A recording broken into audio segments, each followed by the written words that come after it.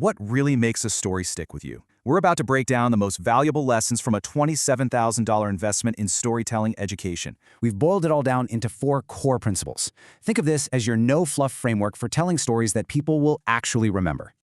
Okay, first up, crafting a vivid scene. This is all about being the director of a movie inside your listener's mind. It's how you pull them out of their world and drop them right into the middle of yours. Think about it like a nature documentary, right? It might start with a big, sweeping shot of the savannah, but the real story happens when the camera zooms way in on the lioness getting ready to hunt.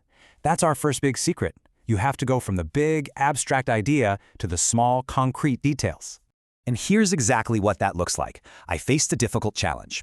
Okay, fine, but it's totally forgettable. Now look at the other side. The manager was pacing, an intern spilled coffee, the handshake turned everything around. Bam! Suddenly, we're in the room with you. We can see it, we can feel the tension, it's real.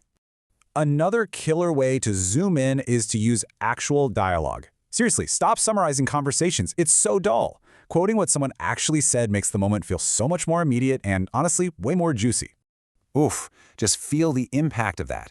Hearing those exact words is a million times more powerful than saying, "My manager was unhappy with me." The dialogue just brings the characters and the conflict to life instantly. You can hear the tone, you feel the sting. This all leads us to that classic rule. Show, don't tell. Don't just slap a label on an emotion and say, "I was nervous." Your job is to describe the physical evidence so that we feel nervous for you. When you say your hands were shaking and your heart was pounding, we're not just hearing it, we're feeling it right there with you. So, you've painted this vivid scene. That's great, but why should anyone care? That brings us to principle 2, creating compelling tension. This is how you grab your audience and make them desperate to know what happens next. You want the easiest, fastest way to create tension? Add a ticking clock. It's one thing to say, "I decided to run a marathon." It's a completely different story to say, "The marathon is in 7 days and I've never run more than 10 kilometers in my life." Suddenly, we have a deadline, we have pressure, and we are hooked. But for that tension to really work, we, the audience, have to understand what's at stake. What happens if you succeed? More importantly, what happens if you fail? You've got to answer that "so what" question for us. What's on the line for you, for your family, for your future? You know, this might be the most important rule of all. A story without conflict is not a story. It's just a report. It's boring. Your story needs a problem, a struggle. It could be an internal battle, a tough choice, or hey, even just trying to open a stubborn jar of pickles. Conflict is everything. And every good conflict builds towards this one single moment, the turning point. It's that quick, maybe 5-second flash where everything changes. A decision is made, a realization hits. That moment is the absolute heartbeat of your narrative. All right, moving on to principle 3, building audience connection. Because you can have a super vivid story with crazy high stakes, but if the audience doesn't connect with you, the storyteller, it's just gonna fall flat. So what's the fastest way to build that connection?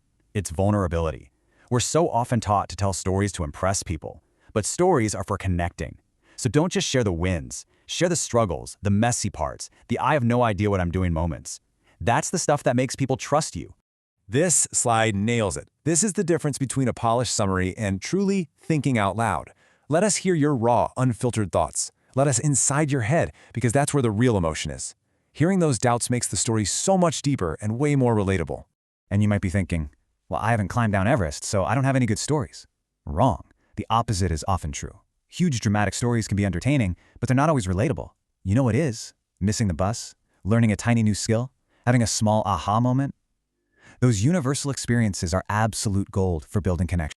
And that brings us to our final principle. This is the how-to part, refining your storytelling craft. Because great storytellers aren't just born that way, they're made through practice and having a few smart systems in their back pocket. Here's a little secret for you.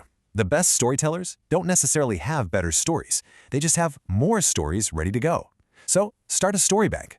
It's just a simple way to collect and organize your own experiences.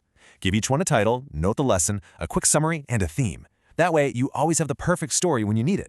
Okay, so you've collected your stories. How do you get better at actually telling them? Just follow this simple loop. 1. Improvise. Just tell stories off the cuff about random things. 2. Record yourself. I know, it feels awkward, but it is the single fastest way to improve. And 3. Watch it back, but only focus on fixing one thing at a time. Here's another huge mistake people make. They try to memorize their story word for word. Please don't do this. You'll sound stiff, you'll sound like a robot. Instead, you want to memorize the map, not the script. Know your beginning, your end, and a few key stops along the way, but give yourself room to be natural in between. And this is basically what that map looks like. You absolutely memorize your opening lines to start strong. You know the 1 or 2 key scenes you have to hit. And you definitely memorize your closing lines to stick the landing. Everything else in the middle, that's where you get to be conversational and just talk. You know, after all of these principles and techniques, the most important point is actually really simple. You are not starting from zero. You already have a whole lifetime of experiences, of wins and losses, of funny moments and lessons learned. The material is already in you. So really, the only question left is, which story are you going to tell first? And forget about the epic saga. Think small, think relatable. What's a small moment from your life that taught you something? That's your starting point. So what will you share?